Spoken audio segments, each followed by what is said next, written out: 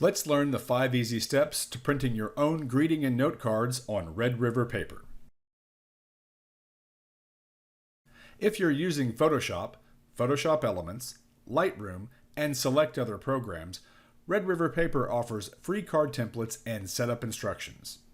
In the Card Shop Help section, you'll find tutorials, FAQs, and more.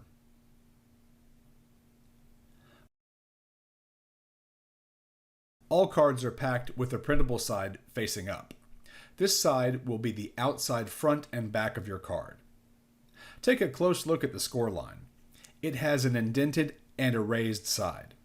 You'll print your images and artwork on the indented side.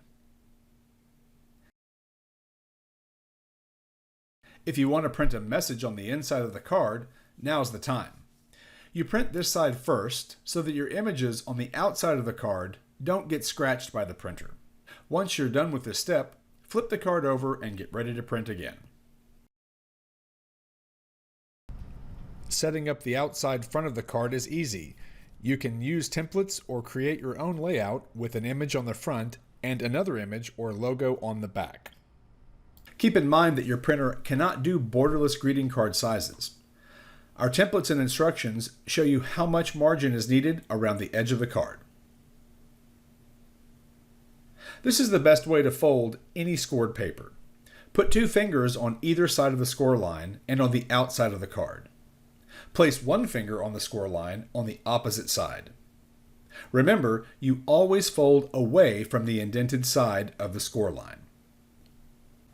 Congratulations! You're officially a greeting card expert.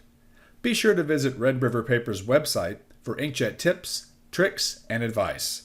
And don't forget to complete your card presentation with our selection of accessories: envelopes, clear display bags, boxes, stamps, and more.